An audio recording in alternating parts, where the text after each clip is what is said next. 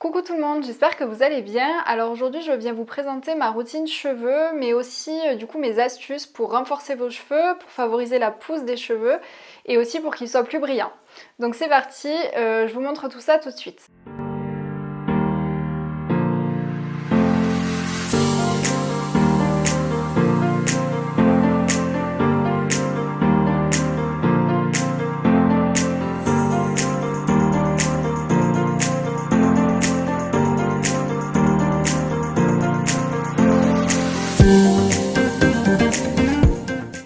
Alors tout d'abord, ce qu'il faut savoir, c'est que la nutrition a une action du coup sur le renforcement de nos cheveux, que ce soit en fait à travers des nutriments, à travers des minéraux ou des vitamines. Et c'est vrai du coup que ces nutriments, ils vont venir renforcer vos cheveux. Alors que ce soit du coup pour la brillance, pour l'épaisseur, pour le volume. Donc je vais vous expliquer un petit peu tout ça. Alors tout d'abord les oméga 3. Donc ce sont des acides gras qui sont essentiels pour la santé, mais aussi du coup pour la qualité des cheveux. Ces oméga 3, vous allez les retrouver par exemple dans l'huile de lin, dans les graines de chanvre, dans les graines de courge. Vous allez aussi pouvoir les retrouver dans tout ce qui est poisson gras, donc avec le maquereau, les sardines, le saumon. Et ensuite, vous allez aussi le retrouver dans l'avocat et dans le choucal. Donc là évidemment ce n'est pas une liste complète de tous les aliments dans lesquels nous pouvons retrouver des oméga 3, mais je vous donne à chaque fois quelques exemples d'aliments pour que vous ayez une idée d'où est-ce que vous pouvez trouver chacun des nutriments qui sont essentiels à la qualité des cheveux. Ensuite nous avons les protéines. Alors les protéines, elles permettent aux cheveux de rester épais, de favoriser leur croissance, mais aussi de retarder en fait la chute des cheveux. En fait, les protéines apportent de la méthionine et de la cystéine, qui sont en fait des acides aminés qui constituent la kératine. Donc les protéines, bien évidemment, vous allez les retrouver dans les viandes, dans les poissons ou encore dans les légumineuses. Ensuite, en troisième position, il va y avoir le zinc. Alors le zinc qui permet de favoriser la densité capillaire, mais aussi la production de kératine, mais c'est aussi un bon allié pour diminuer les pellicules. Alors, où est-ce que vous pouvez retrouver le zinc? Eh bien, le zinc, vous allez pouvoir le retrouver dans les huîtres, dans les palourdes. Vous allez le retrouver aussi dans la viande rouge. Alors après, par contre, je ne vous conseille pas non plus de manger de la viande rouge à outrance. Déjà 1 ou 2 fois par semaine, c'est déjà amplement suffisant. Mais effectivement, vous pouvez retrouver le zinc dans la viande rouge aussi. Ensuite, vous avez aussi tout ce qui est foie, donc par exemple le foie de volaille ou le foie de morue. Vraiment tous les foies en fait provenant des animaux. Ensuite, il y aura le jaune d'œuf, il y aura aussi le germe de blé, tout ce qui est graines par exemple de sésame, graines de courge, l'ail, les oignons, le poireau, les choux, les lentilles et encore les haricots secs. Ensuite, en quatrième position, il y a la vitamine B6 qui, elle, vient favoriser la brillance et la résistance des cheveux. Puisqu'en fait, la vitamine B6, elle permet en fait de favoriser l'intégration de la cystine dans la kératine. Alors cette vitamine B6, vous allez la retrouver dans la levure de bière, les viandes, le foie, les œufs, les bananes, les poissons gras, les céréales complètes, les haricots secs, les épinards, les noix, les aubergines ou bien encore les cacahuètes. Ensuite, en cinquième position, on va avoir la vitamine B8 ou aussi appelée la biotine. Celle-ci donc participe à la bonne santé générale des cheveux et on la retrouve dans le foie, le jaune d'œuf, les haricots, les lentilles, les amandes, la levure de bière, les pommes, les fraises, la viande en général ou encore les noix. En sixième position, c'est la vitamine E qu'on retrouve et celle-ci, il faut l'apporter en quantité plus importante lorsqu'on a par exemple des cheveux ou des ongles cassants. La vitamine E, vous la retrouverez principalement dans le foie, dans les graines de tournesol, dans les noix du Brésil, dans les poissons ou encore dans les viandes. Ensuite, on va avoir le fer. Le fer qui est favorable aussi pour des cheveux qui sont plutôt cassants ou qui manquent de brillance. Alors ce fer, on va le retrouver encore dans les viandes, dans le foie, dans le jaune d'œuf, dans les lentilles, dans les pommes de terre ou encore dans les haricots blancs. Ensuite, on va avoir besoin de silice. La silice, elle va notamment jouer sur l'épaisseur des cheveux. Donc cette silice, vous allez pouvoir la retrouver dans les bananes, dans les orties, dans les haricots verts, dans les céréales complètes ou encore dans le thé ou le café. En avant-dernière position, on a le cuivre qui vient renforcer la chevelure mais aussi la pigmentation naturelle. Et d'ailleurs, chez les personnes qui ont des cheveux qui sont prématurément blancs, eh bien, il peut y avoir une carence de cuivre. Donc le cuivre, vous pouvez le retrouver dans les champignons, les aubergines, les courgettes, les graines de sésame, les algues, les œufs, les huîtres ou encore les patates douces. Et pour finir, concernant la qualité de nos cheveux, nous avons aussi besoin de sélénium. Alors le sélénium, il permet un toucher soyeux et une certaine souplesse. Le sélénium, où est-ce que vous pouvez le retrouver? Eh bien, il n'y a pas plus simple. Vous prenez tous les jours, au lieu de prendre des compléments alimentaires, vous mangez 2 noix du Brésil et vous aurez en fait votre apport en sélénium pour la journée. Sinon, vous le retrouverez aussi dans le germe de blé, le jaune d'œuf, les sardines à l'huile, le thon à l'huile, les huîtres, les oursins, les bulots, les palourdes, les poissons de mer, les lentilles, les petits pois, les brocolis, les noix ou encore les noisettes. Donc voilà pour ce qui est de la nutrition par rapport à la qualité de vos cheveux. Et maintenant, je vais vous parler un petit peu plus du coup de ma routine, moi, que j'utilise pour favoriser la qualité de mes cheveux. Alors tout d'abord, concernant l'usage des produits pour mes cheveux, j'utilise des shampoings qui sont donc sans sulfate et sans silicone. Alors pour ces shampoings, au début j'utilisais des shampoings en fait que je trouvais en magasin bio. Donc il y en a que j'ai gardé, que j'ai mis de côté et que j'utilise encore de temps en temps. Mais c'est vrai que du coup maintenant j'utilise beaucoup le shampoing solide que je me fabrique moi-même. Et du coup je vais vous partager la recette aujourd'hui dans cette vidéo. Donc tout d'abord je vais vous présenter un petit peu tous les produits que je peux utiliser dans ma routine cheveux. Et puis ensuite je vous donnerai la petite recette de mon shampoing solide. Donc tout d'abord il y a ce shampoing donc de la marque Kadi, qui est un shampoing en fait ayurvédique anti-pelliculaire. Alors moi j'ai plutôt des cheveux à tendance grasse, mais j'ai aussi en fait un cuir chevelu assez sec. Et du coup par moment, ça m'arrive dans l'année, surtout quand il fait très froid, d'avoir plus de pellicule. Et donc du coup j'utilise ce shampoing là, mais je l'utilise vraiment en fait très rarement. Ça va être par exemple une ou deux fois par mois, grand maximum, mais c'est vraiment un shampoing que j'utilise pas tout le temps. Donc voilà pour ce shampoing, je vous mettrai les références dans la barre d'infos pour que vous puissiez les trouver si vous en avez envie. Alors j'achète de temps en temps aussi dans les magasins bio des shampoings solides. Alors ici c'est un shampoing de chez Cosmo Naturel qui est un shampoing solide anti-pelliculaire. Celui-ci il est à base de cad, de sauge et de rassoul. Donc je vous le montre juste ici. Et ici, j'ai un shampoing donc solide. Celui-ci, c'est plutôt pour les cheveux à tendance grasse. Donc je vous montre juste là aussi. Et il est de la marque Savonnerie de Beaulieu. Donc du coup, ça c'est des shampoings pareil que j'utilise encore pas régulièrement, mais que j'utilise de temps en temps. Alors celui-ci, qui est le shampoing solide pour les cheveux à tendance grasse, je l'utilise vraiment très très rarement parce qu'en fait, il me sèche énormément le cuir chevelu. Et du coup, ça a tendance même à me gratter quand je fais ces shampoings-là. Donc du coup, si je le fais de temps en temps, il n'y a pas de souci. Et par contre, si je le fais régulièrement, je sens que ouais, c'est pas super, en tout cas pour le cuir chevelu. Et du coup, celui-là, je l'utilise un peu plus régulièrement. C'est celui donc de chez Cosmo Naturel. C'est le shampoing solide anti-pelliculaire. Et celui-là, je l'utilise plus régulièrement. Après, je l'utilise quand même moins que le shampoing solide que je me fais moi-même, mais il est quand même de très bonne qualité. Si vous n'avez pas envie de vous embêter à créer le shampoing et que vous n'avez pas le temps pour le faire, ben, c'est quand même une très bonne alternative, je trouve, en tout cas pour du shampoing solide. Et donc on arrive sur mon shampoing, donc c'est celui-ci. Alors là, en fait, il a la forme d'un cannelé, puisqu'en fait du coup moi je les moule dans des moules à cannelé, mais après voilà, vous pouvez vraiment leur faire prendre la forme que vous souhaitez. Ça c'est pas un problème, vous pouvez vraiment choisir la forme que vous voulez. Alors tout d'abord en fait le format solide, je vous l'ai pas dit juste avant, mais je trouve ça super pratique parce qu'en fait quand vous partez, moi qui avais l'habitude de pas mal voyager, et bien en fait d'avoir ce petit shampoing là c'est hyper pratique parce que quand vous prenez par exemple l'avion, et bien vous n'avez pas besoin de calculer exactement la dose de liquide que vous allez prendre. Vous avez tout en fait là-dedans, vous pouvez en prendre un ou deux et vous savez que vous en avez pour un petit pain comme ça me fait à peu près, je dirais à peu près 3 mois de shampoing. Sachant que je me lave les cheveux à peu près un jour sur deux.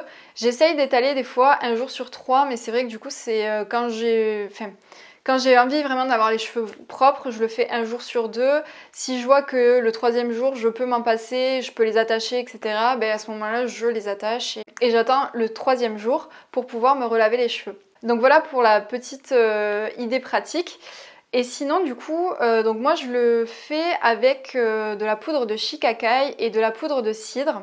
Ce sont des poudres que l'on retrouve dans l'Ayurveda. Et ce sont des poudres en fait qui sont là pour fortifier les cheveux. Alors je vais commencer par la poudre de shikakai. Celle-ci en fait elle vient renforcer les cheveux, mais elle favorise aussi beaucoup la pousse des cheveux et ça c'est vraiment génial. Moi depuis que je l'utilise j'ai vraiment vu une différence. Même autour de moi du coup je l'ai recommandé à certaines personnes et qui ont eu du coup de très bons résultats par rapport à ça. Et ensuite j'utilise aussi la poudre de cidre qui elle, alors cidre ça s'écrit S-I-D-R. Ce n'est pas comme le cidre qu'on boit du coup. C'est une poudre qui vient embellir les cheveux, mais aussi en fait calmer les démangeaisons que vous pouvez avoir au niveau du cuir chevelu. Pour les personnes qui ont tendance à avoir des pellicules, c'est vraiment très intéressant à utiliser. Donc pour faire ce shampoing, j'utilise du tensioactif SCI. Je vous ai ramené le pot pour que vous voyez un petit peu à quoi ça ressemble. Donc voilà ce que c'est. Je l'achète sur Aromazone. Et donc l'intérieur, en fait, ça se présente sous forme de paillettes, de petites billes, en fait, qui vont venir fondre du coup au contact de la chaleur.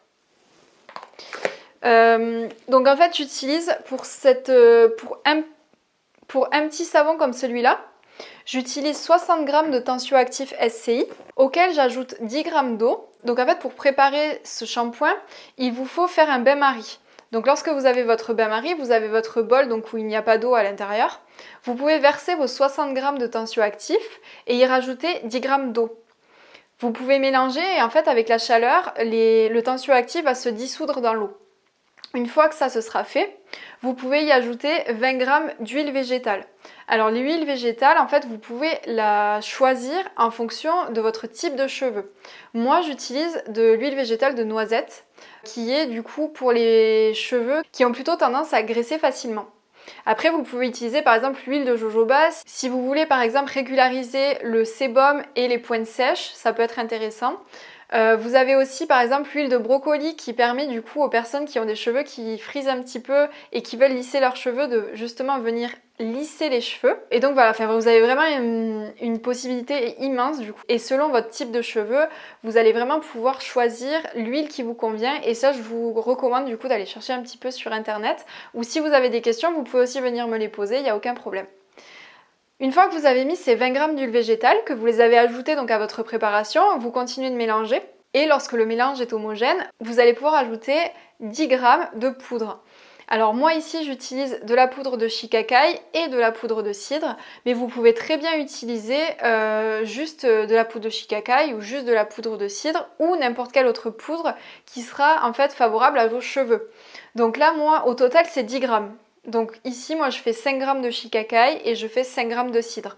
Comme ça me permet d'avoir un mélange qui est homogène et d'avoir les deux poudres en fait qui permettent en symbiose du coup de favoriser la qualité de mes cheveux. Donc lorsque cette préparation est prête, vous allez voir, ça va faire une pâte qui n'est pas liquide. Vous pouvez y ajouter des huiles essentielles. Alors là, les huiles essentielles, vous pouvez mettre 15 à 20 gouttes dans votre shampoing. Et là, c'est encore pareil, du coup, ça va être à vous de choisir votre huile essentielle en fonction du type de vos cheveux.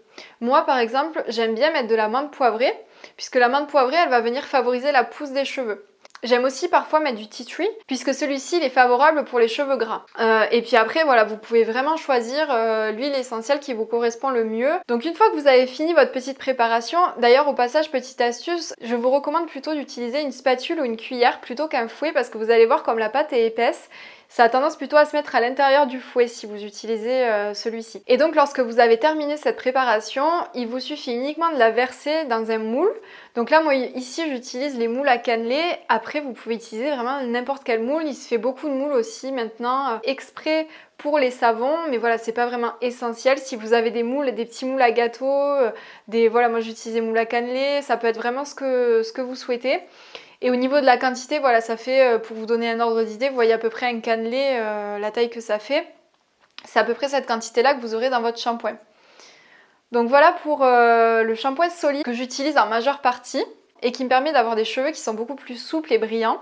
Alors pour compléter ma routine cheveux, ça m'arrive aussi de venir mettre de l'huile de ricin ou de l'huile de coco sur mes cheveux, comme une sorte de masque que je vais garder par exemple toute une nuit. Mais ça c'est vrai que je le fais beaucoup moins souvent qu'avant, je dirais, depuis que j'ai ce shampoing là. Je pense que je dois le faire, si je le fais déjà une fois tous les 2 mois, c'est déjà pas mal. Mais je sais que ça vient faire du bien en fait à mes cheveux, ça vient les réassouplir, les refaire briller et surtout les renourrir. Donc voilà pour ma routine cheveux, donc je fais rien d'exceptionnel, je pense que le shampoing il fait beaucoup. Je me suis énormément rendu compte que les shampoings que j'utilisais avant, j'étais la première à acheter des shampoings qui coûtaient très cher, comme chez L'Oréal Professionnel. Et en fait, je me suis rendu compte que c'était des shampoings qui avaient plus tendance à m'abîmer les cheveux, même s'il y avait des solutions dedans qui étaient là pour favoriser la pousse ou pour les rendre plus brillants ou même pour nourrir les pointes. Et bien en fait, il y avait toujours quelque chose à l'intérieur qui venait agresser en fait quand même le cheveu. Donc voilà pour ce qui est des produits que j'utilise dans ma routine cheveux. Je voulais juste rajouter, là dernièrement, j'ai acheté ce petit shampoing sec, vous voyez juste ici. Alors c'est un shampoing de Secret de Provence qui est à base en fait d'amidon de riz et d'avoine. Donc ça c'est assez intéressant justement quand je vous disais du coup que j'essaye d'espacer en fait mes shampoings pour ne pas laver trop souvent mes cheveux et pour ne pas trop les agresser. Et du coup ça c'est une petite solution qui peut être sympa du coup entre par exemple juste avant votre dernier shampoing, le dernier jour, si vous voulez avoir des cheveux qui paraissent un peu moins gras que ce qu'ils sont, et bien vous pouvez en fait rajouter ce petit shampoing sec sur les racines de vos cheveux. Vous avez juste en fait à pulvériser du coup la préparation sur les racines. Et ensuite vous attendez environ 2 minutes et puis après vous brossez vos cheveux et ça vous redonne en fait un peu de volume aux cheveux. Et ça vous permet du coup notamment d'éliminer l'excès de sébum. Donc voilà pour le dernier produit que je voulais vous présenter aujourd'hui. Et sinon concernant mes pratiques, je vais vous donner 3 petites astuces pour favoriser du coup le renforcement de vos cheveux. Alors tout d'abord ce que je fais, c'est qu'après chaque shampoing, je passe un coup d'eau froide sur mes cheveux, puisqu'en fait ça va venir refermer les écailles des cheveux et c'est aussi très bon pour la circulation du sang. Ensuite, la deuxième petite astuce, c'est de venir faire ce qu'on appelle des cures de sébum. Alors là, en fait, c'est-à-dire qu'on ne va pas laver nos cheveux pendant une certaine période. Alors du coup, j'ai eu l'occasion de le faire lors du premier confinement. Je l'ai fait pendant à peu près 3 semaines, je crois. Donc en fait, il ne faut pas se laver les cheveux, mais par contre, il faut les brosser tous les jours avec une brosse de type poil de sanglier qui va venir amener le sébum des racines jusqu'aux pointes et du coup nourrir l'ensemble de vos cheveux. Et ça, du coup, j'ai vu vraiment une énorme différence lorsque du coup j'ai fait cette cure-là, puisque mes cheveux étaient beaucoup plus brillants, ils étaient beaucoup plus épais et avaient plus de volume en fait après avoir fait cette cure. Donc ça c'est vraiment la petite astuce. Vous pouvez juste faire une cure par exemple, là je l'ai fait pendant 3 semaines, mais vous pouvez très bien faire une cure juste sur une semaine. C'est déjà suffisant pour pouvoir voir les premiers effets de la cure de sébum. Et la troisième petite astuce, c'est de venir se masser le cuir chevelu à chaque shampoing. En fait, le fait de venir se masser, ça va venir oxygéner le cuir chevelu et du coup l'oxygénation va venir aussi stimuler la pousse. Donc voilà pour ces astuces et c'est la fin de cette petite vidéo, j'espère que ça vous aura plu. Si vous avez d'autres questions sur ma routine cheveux ou si vous voulez avoir d'autres informations sur votre type de cheveux, n'hésitez pas à me contacter ou à me laisser un petit commentaire ici. Alors si cette vidéo t'a plu, n'oublie pas de venir me mettre un petit like sous cette vidéo et n'hésite pas à venir t'abonner pour découvrir toutes les vidéos qui sortiront prochainement. Je vous dis à très vite, gros bisous, à bientôt!